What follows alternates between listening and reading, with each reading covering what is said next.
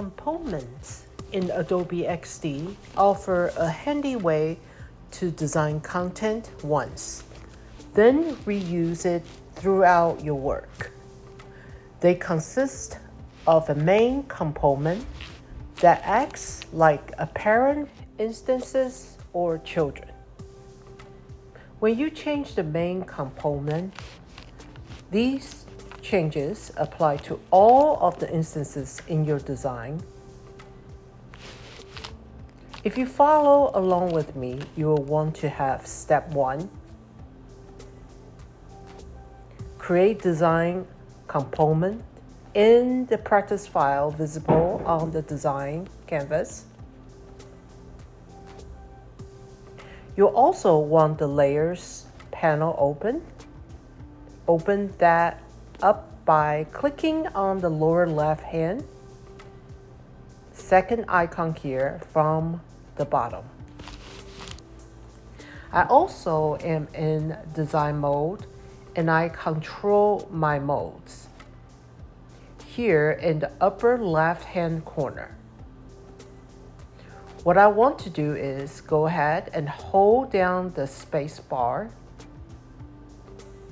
and move these artboards more towards the center. And then use my trackpad. I'll zoom in more tightly so that I can see both of these artboards a bit more clearly on the canvas.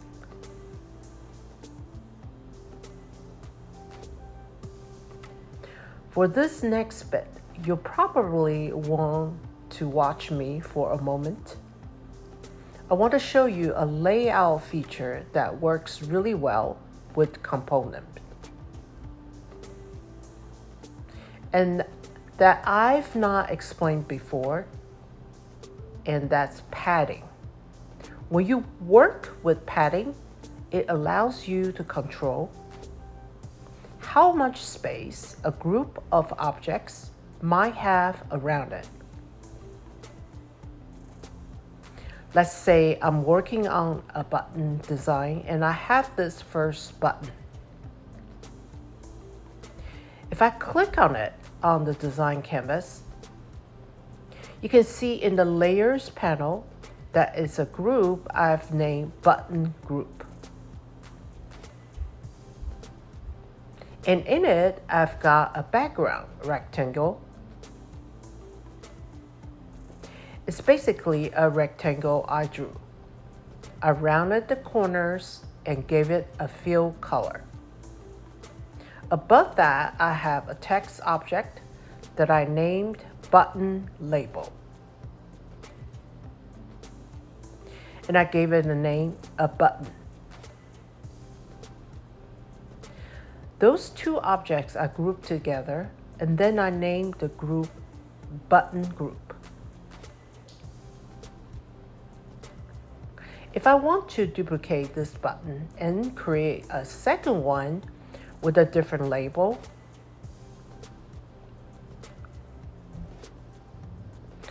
what I will do again, you just watch me for now,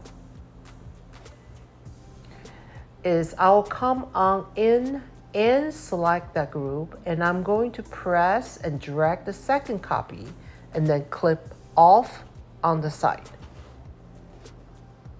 Next, I will double click to get inside that label, and let's say I had a longer button name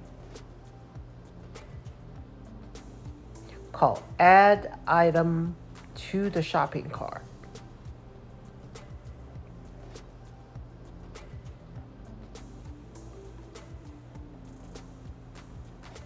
You get the picture basically. It's starting to not at all fit because the size of the button are not growing fast enough. Even if I decided to say add item to the cart, right?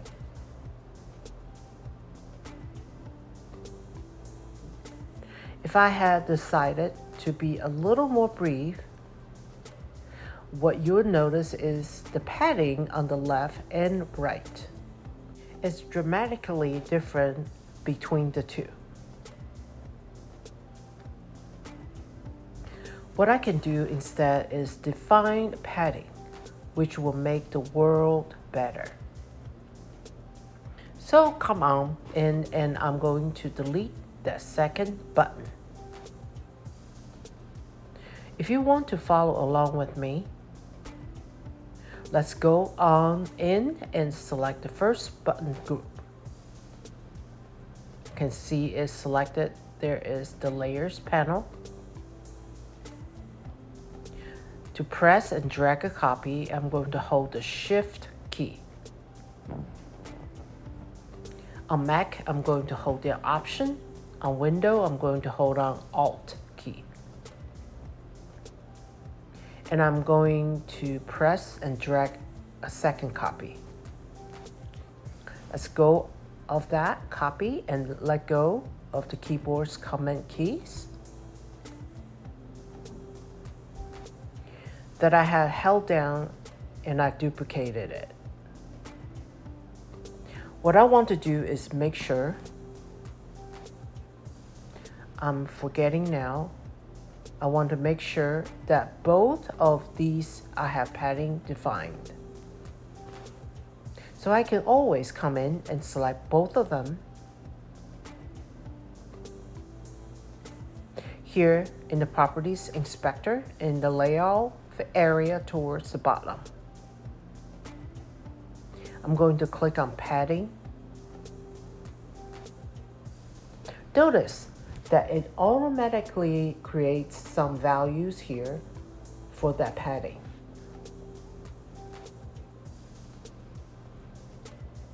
If I want to click on one of the buttons and then click on the padding value, it's very subtle, especially when you have an orange button. But notice that I have a padding value here of 15 pixels. And on the actual object, I can see that padding area. If I type tab on the keyboard, it's going to tab to the next field.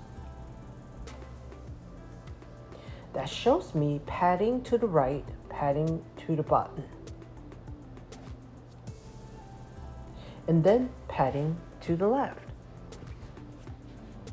That's pretty terrific. With that padding in place, I can now come to the second button. I'll double click on that label, double click one more time to select that title, and we'll add that longer title.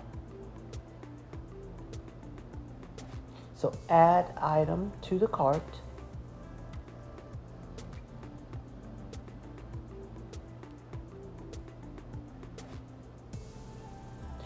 So then I click off. So it behaves the way I would like it to. I now have consistent padding on the left and right to match. My original object here towards the top. Okay, now that we understand padding, I'm going to go ahead and move over to the second artboard. I'm going to make it much larger so I can see all of the content. When I'm ready to convert my content to a component, what I want to do is make sure that I have all of that content gathered together. If I'm not saving it into a group, the act of saving it as a component will. By default, put it into a group. I've got the group already defined. It's called button group. I give this a better name because I've converted to a component. It's going to pick up whatever the name of the group is or put some default name. We'll call this a main button. Now we'll call this primary button.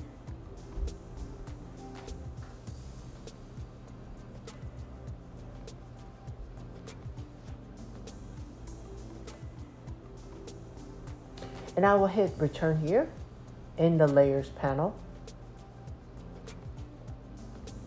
Next, with that group selected, I'm ready to convert it to a component. I can do that in a number of ways. If I right click in the right menu, I can have make component there towards the right. You can see there's a keyboard shortcut, Command K. I'm going to go ahead and select in that way. What you'll notice is on the design canvas, the blue selection color is now a green selection color. That's one visual indicator I get that I'm working on with a component and not a group of objects. I also get a diamond in the upper left-hand corner, and that allows me to understand what type of component I have. A fill in diamond means it's a main component. Now, when I'm ready to duplicate this down the way here, I have a few choices in doing that. Let's go ahead and switch over in the panels here. On the left-hand side to the Document Assets panel. So the Libraries panel just above the Layers panel. I'm going to click that icon. And then here in the Document Assets area, you'll notice towards the top and the component area, I have something that I've named a primary button. That's the one that we just created. I have other components that we're going to use later on in this tutorial. But any new component will automatically be added to the top of the stack here. When I want to bring out instances of the component, I can do that in a couple of ways. One is just drag it out. So maybe the first time I'm using it, I'll drag it out to my component area there. When I drag it on the canvas, I can tell that is a component because it's still green.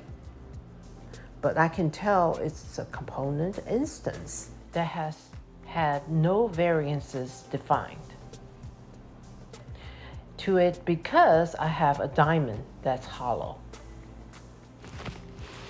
Another way I can always duplicate it is to just come to that main component and press and drag to duplicate the way we did earlier. That's going to work. Whatever my preference is, I will drag off 3 of these buttons. And I want to design them pretty much to look like the 3 examples here on the right. I'm going to go ahead to do that. You're welcome to play as well and change this in different ways.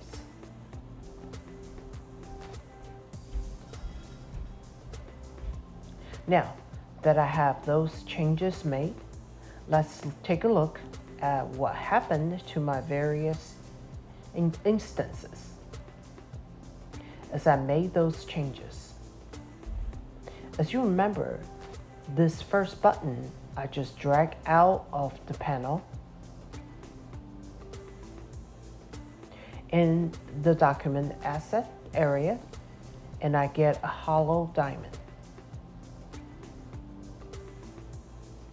The one below it, I duplicated. Then I gave it its own shadow. When I click on that, I've got a hollow diamond with a dot in the middle.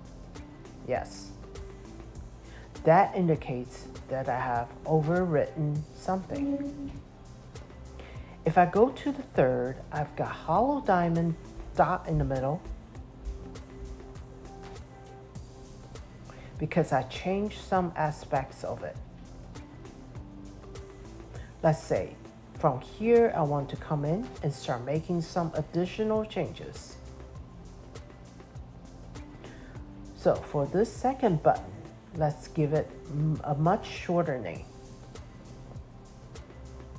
I'll go ahead and call it Exit. So now I have a label change. I have a style change. The appearance of the container, I've got strokes, I've got fill colors. If down the road as I'm working, I realize, oh my gosh, I've had these huge spacing on either side of my buttons.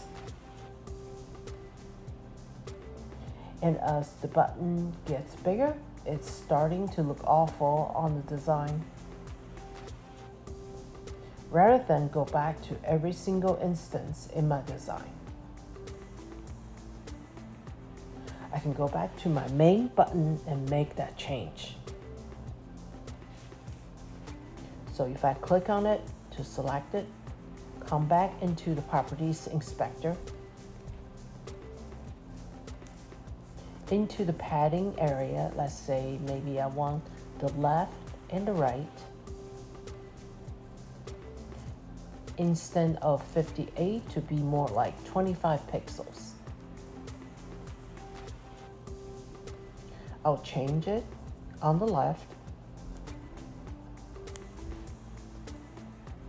And using the tab key here, change it on the right.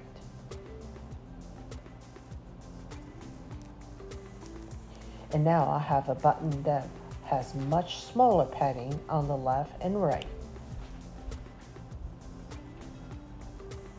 That was probably a little too extreme. But notice that the instances retain their changes.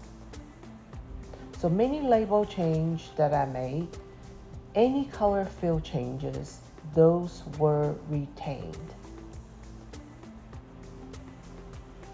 But the width of the background, fill or the padding values, is something that shoots across all of the instances. All right, a very simple example. We're going to now build on that in the next steps of this tutorial.